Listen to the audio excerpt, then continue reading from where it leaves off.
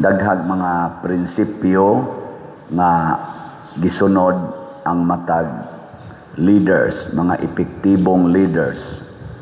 Una si Santa Teresa sa Avila, doon na sad siya'y prinsipyo na gisunod o mao'y nakapahimo niyang balaan.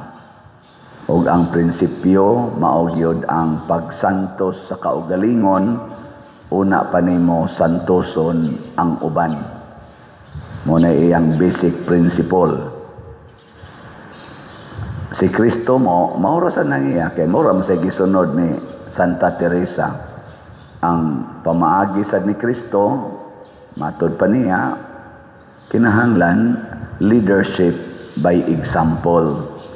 Kay ang mga Pariseo maayo lang musulti isip mga leader pero dili ka maong mutuman labi na gyud sa hustisya o kaangayan. Ang mga magtutudlo sa balaod, mga legislators and lawyers, gisaway sad ni Kristo kay sigig himog balaod pero dili ka maong mutuman sa balaod nga ilang gihimo. Sa inyong tanaw karon sa atong katilingban labi na sa atong gobyerno, iapil na lang sad ang simbahan kay gi-reform man sad ni Santa Teresa ang simbahan. Sa inyong tanaw, nausab ba ang kinaiya nato karon labi na tang mga Pilipinos daygunonon kata ni Kristo o sawayonon gyapon? Kusga. Ingnay mong tupad ingna sawayonon kaayo ta. Na. Ayaw ingna sawayonon kaayo ka. Na sawayonon kaayo ta.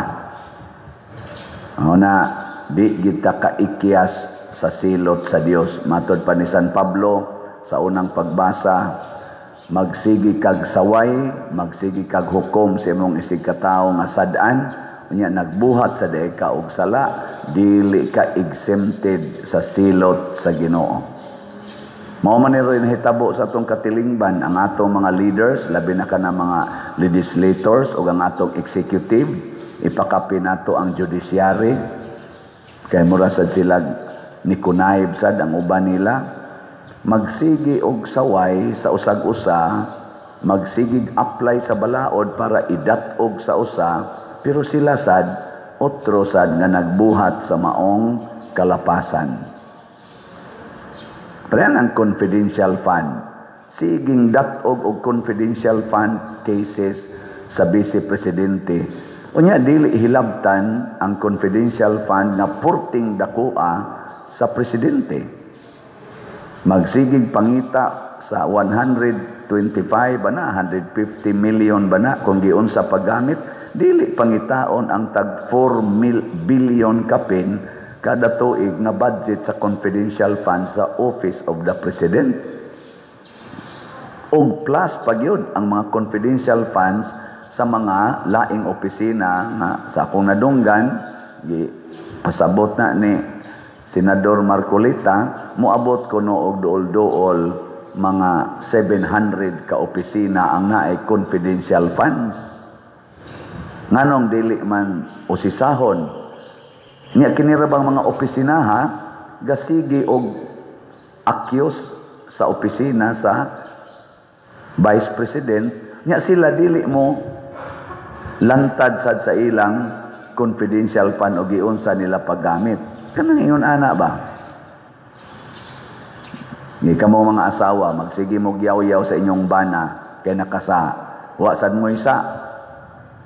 Magsige kag ingo sa imong bana, bakakon ka, ikaw wa jud ka kapamaka. Sige. Hilom lagi mo. Na ay gyud kumpiyansa. Sugdi gid diha nimo. Sige kag ingong daw imong silingan, ikaw sige kag palit og salat. Sige kag palit, congratulations. Unya, unsa may resulta? Silutan gyud kuno, makalilisang ang silot sa mga taong nagsigig pakasala.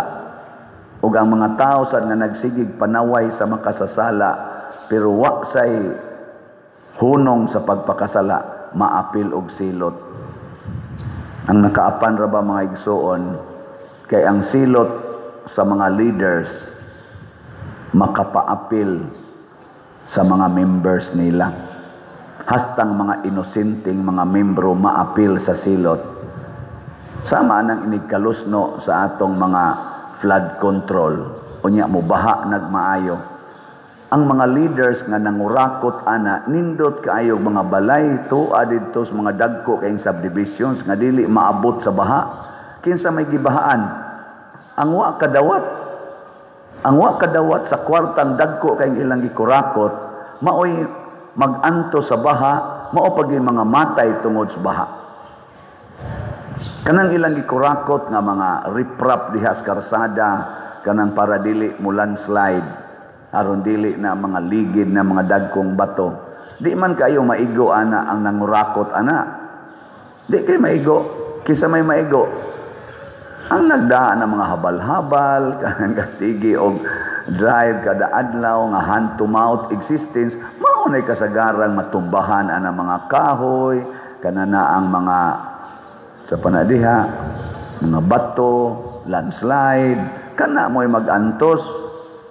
Muna, grabe kaayo ang silot aning mga leaders nga tungod sa ilang binuhatang ngilad na apil ang mga inosente. Matod pa din ni San Pablo, inyong gipahimuslan ang ilang pagkamapaubsanon, ang ilang pagkamainantoson.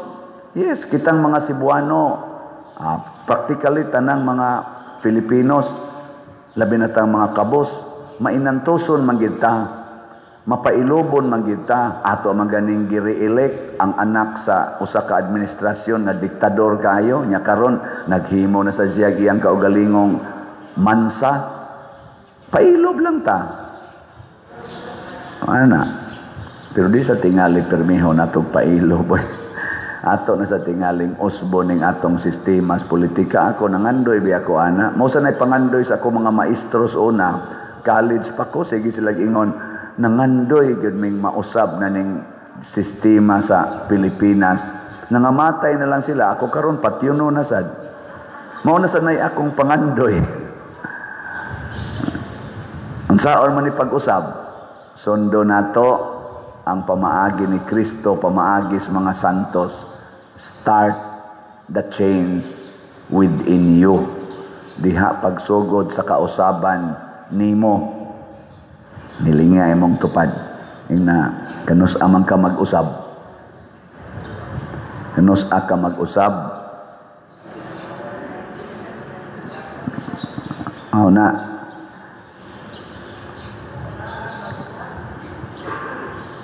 dili pwede nga mag-usab dito sa babaw, di na pwede. Ang mag-usab yun ang dias ubos. Pyramid man guni siya, pyramid ba? Pyramid. Ang leader dias babaw. Ug usbo nimong babaw, posible nga dili na mosunod ang ubos, pero ug usbo nimong ubos, mosunod ng babaw. Example, panahon sa eleksyon, kitang tanan nga mga mo-elect og bag-ong mga leaders, di gid ta mudawat og kwarta. Di gid ta mudawat og kwarta. Sawayo nato ang manghatag og kwarta panahon sa eleksyon. I-declare gid nato ba atong sawayon ato yung pakauwawan ang kanang manghatag og kwarta panahon sa eleksyon gikan sa mga barangay officials ngadto na gyud kinatasan nga mga officials nga managan. Ato yung sawayon, kita may electorate, kita man ang naas ubos, ug ato nang buhaton mauwaw ng mga kandidato kandidatas politika nga manghatag. Mauwaw, manglipaghong ang naong ana, og din ana sila manghatag. Di ba? Inkapadir, unsaon man sa nato pag-usab ang dias ubos nga mga piranha man kay nistanan, kusog man kay mudawat, akan mao lagi na. Mao na diha. Mao na ako isipare, sige lang gyud ko giyaw-yaw kay ako wa man jud ko mudawat anang panahos eleksyon. Sa unya pa dir og modonate ang politician. Dawaton basta dili panahos eleksyon. Hindi man sana nako i-announce mo bitaw dinis ato wa man tay gi-announce dinhi. Bisag unsa pay ranggo nimo, donate ka diri bisag imo paning pakyawon tanan natong project, di gid ka i-announce. Bahala nag-imo kong ingnon pa dir, i-announce ako diha be. O parte ganig pabor-pabor kay ni donate kunuhay ka niya, i-announce ti ka, dili na nako buhaton. Pero ilista lang na nato dito, kaya ato man nang i-control ang monitoring sa accounting. Pero di ta mo announce dinhi, muna slot lagi atong i-announce. Bahala nagmaingon ka, wa man lang ko hisguti, kadako sa akong na-donate. Bahala ka diya, dili ti ka i-announce. Ano man diya? Pwede na, dili. Anya ka mo, ganahan mo ana, dili. Mao nang wa mo mamalit, kay gusto mo magpa-announce. Nasa uban, sige palit og slot, kay nindot ni, kay dili ta i-announce. Ana, depende lang na. Ikaduha, sa mga mudagan, sa posisyon sa katilingban, kamo nga nakakita, nga angayan gidi ay usbo ning atong sistema sa politika, apil sa dinhi simbahan, ayaw mo panghatag. Ayaw gyud panghatag. Mapildi gid noon ka. Pero ayaw gyud. Nya isigi lang nag-share, dili man na siya mahitabo overnight. Dili sa na mahitabo kausa, sige lag-share. Parihantong 2022 nga eleksyon, pwerte man tong hinatagay. Di nawatay ta, nailad ta, kanang tawag lang na budol. Kay nidawat ta, nang hatag pod sila. Dagko kay panghatag. Kadto sa karong midterm elections, pwerte sa daghanang nang hatag, naglinya sad ang mga kanahan dito, pangayo. Mauna ang resulta, ingon ani lang yapon. Tanawa ra gud unsay gibuhat sa mga midaog sa Congress o sa Senate. Maura gyapong batasana kay nga naman sila man gyapon ang nanghatag. Nya iyagi-agi lang ana mga ayuda, pero ayaw kog kalimti na diha ang ngan sa politisyan. Ang mga naong, mga ngan. Murag yung ilan ng kwarta, gikan ra ba na sa katawhan nga nagsigig buhis, nya manimba pa gyud, mao bitang jutay na lang kay ihog sa kolekta kay ibayad sa buhis. Sigig kwenta ng ilang mga taxes, nya ang kolekta di na lang makwenta. Sige lang. Hunungan na kamong nakasabot. Nya magsugod ta sa gamay. Ayaw pagsugod sa dako. Kana deng sunog nga dagko kayo, nagsugod ay nas dakong kayo. Di man nagasugod. Sa gamay. Pero mo sila obra na. O pasalamat nga na ay daghan rong mga politicians nga nagsugod, nagyaw-yaw, kay di na makaya ang atong kahimtang. Ako isipari, di man ko tigyaw-yaw kayo sa una. Karon mo yaw-yaw nagyaw ko kay before ko mamatay, may na lang ning ato ning iyaw-yaw. Kita na ning kamot man sa tapaghimo dinhi o mga buhat nga maayo. Sama anang transparency, natay kumpletong record. Kanang poverty, ako isip inyong parish priest, ako ginang gipaningkamutan pagpuyo. Pwede na inyo check upon, inyo kong i-background check up pa akong kinabuhi. Aron mo masayod, kung gipuyan ba na akong poverty, kanasang chastity. Say, mura sa tagmailad gamay, pero kanang... ningkamot sa guana sad. Ningkamot yun ko. I-check lang mo niya. Namabdos ba to? Di ba? Wag yun. Ano ba? Unsa may akong pamaagi. Sa ako lang ginagmay. Una, wako nagkupot sa kwarta din natay finance council nga nagbalansi gyud hasta akong credit card, akong GCash, akong mga bank accounts, tanan kolekta tanan na gikontrol na sa atong accounting sa Finance Council. Check up po na nilang tanan akong igasto diha, credit cards, tanan gyud. Mao nay usas akong pamaagi aron dili ko tintal anang kwarta kay adto na gunas akong room ang perting daghanan kolekta bisag donot hinuon na kadaghanan pero dako-dako sana. Mailad ko nga ako na ay nang wa ko nakitaan ikaduha sa kanini ang kuan aning chastity Di jud ko mo cut-on og drive og sakyanan. Ni desisyon jud kong dili ko mag cut-on og drive. Kaya di ko gustong maglakaw-lakaw ko nga ako ra. At least na ako'y kuyog ang driver. Kaya mo na sila yung mga chismoso kayo. At least maghuna-huna ko nga kung magbuhat ko og daotan, machismis gyud ko aning drivera ni. Ana, managana ko ba na ako'y kuyog. Ana, nindot man na inana. Maula na akong usas mga pamaagi para di kay ko kay magsige na kog drive pila ra may pag-text at angil ko da eskina. Nya moingon ako sa opisina, di off sa ko ha ina huibis pa ko balik. Tara nga to. At tanda eskina, ay niguli na nako, luspad na kay kog naong. Hurot ng ata. Nya moingon dayon ang sekretary nauli na father isa natuog palagi nga naman gikapoy kay gikag di off. Nag-di off na noon perti na nung kapuya naabot kapoy ba na wako kahibaw. Nya kana sang obedience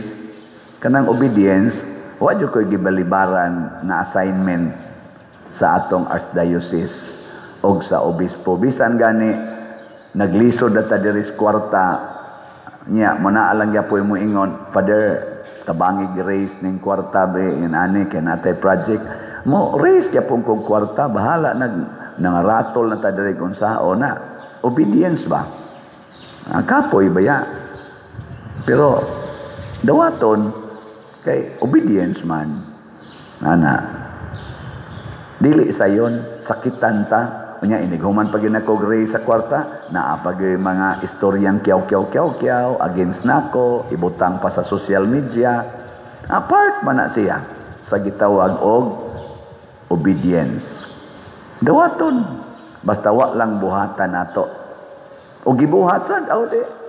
Dawaton sad mingon sa tana. Thank you nga gi-highlight ni kay at least mapwersa ko nga mag-usab, magbag-o. Nana muna dinhi sa atong tubag sa Salmo ato gining bantayan unsa may gitubag nato. Ginoo, gihatagan mo ang tagsa-tagsa ka tao sumala sa iyang mga buhat. Dili ta niya palabyon. Kada nato buhat ihatag pod niya ang reward or punishment.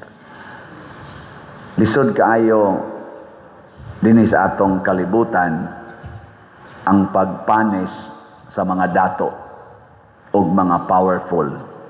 Makamanipulate gid sila sa mga anang atong kumilik nga ang napildi mo'y palingkoron, ang nidaog ilang taktakon. Di sila mapunish ana kay nga naman sila may balaod. Sila say maka-justify according to their standards and according to their power. Sama anang naay kaso sa ombudsman, unya mahimong head sa ombudsman. Sila ray maka-justify ana, dili ta ka question, igo na lang tang mudawat. Asa ka mangita ana, ang naidaghang kaso sa ombudsman nga present case, mahimo pag yung head sa ombudsman. Lisod na. Di ta kapanish nila kitang mga nias ubos. Igo lang to, ha? Uy, ngano man? Halano? Igo rata mo ana. Pero ayaw mo kumpiyansa kamong nagmanipulate sa balaod. Nga nang moingon ka, let us bend the law, but not break the law. Oh, Jesus. Usahay wa ginay kalainan ang bending the law o breaking the law. Wa ginay kalainan sa tinuod nga practice. If you bend the law, tantamount of breaking the law. Di ka na kakontrol ana. Di man gani kakontrol ang wa mo bend sa law, ma-break maganig lahos, samot na nang naanad nag-bend sa law. Murara ko nung nag-roller, anaon, sige higyog bend ang roller. Sige, bend ba? Mahibuong lang ka, mukalit nagpaka, nabali na di ay. Kaya mo manggibend. Kanang kahoy, sige higbaog. Maabot yung panahon, paka, gina. Nganong imo mangbawgon kundi man di ka gusto nga i-break. Di ba? Kana ka imong giben, paduong ginas pagka-break. Gi-iben ang imong liog. Sige, iben. Nga inigben di mo iben pag yun. Sige yun. Apot yun ang panahon, balik yun ang liog ni mo. Ano bang di ta kasabot ba? Pero unsaon man nga naaman sila sa authority, igo ratang mingon, oo. Ana. Pero pagbantay mo, kay matod pa diri ni San Pablo, giabusahan ba ninyo ang ilang pagkamaluluyon o pagkamainantuson o pagkamapailobon? Mao ba na inyong gibuhat ron, mga leaders? Apil na ko. Pagbantay, makalilisang ang inyong silot gikan sa Ginoo, kay iyag yung tagaag hukom ang kada tao sumala sa iyang gibuhat. Mao na, magbuhat ag maayo, hoping makatakod tas uban. Lingaw ko anang usa ka kongresista nga batanon, nga isog kayo musulti nga ipa-impeach ko nas BBM. Kana si Saldico, kana si Romualdez, mauna sila yung mga author aning kan kana si kisayngan ana niya. Barsaga. Believe ko niya.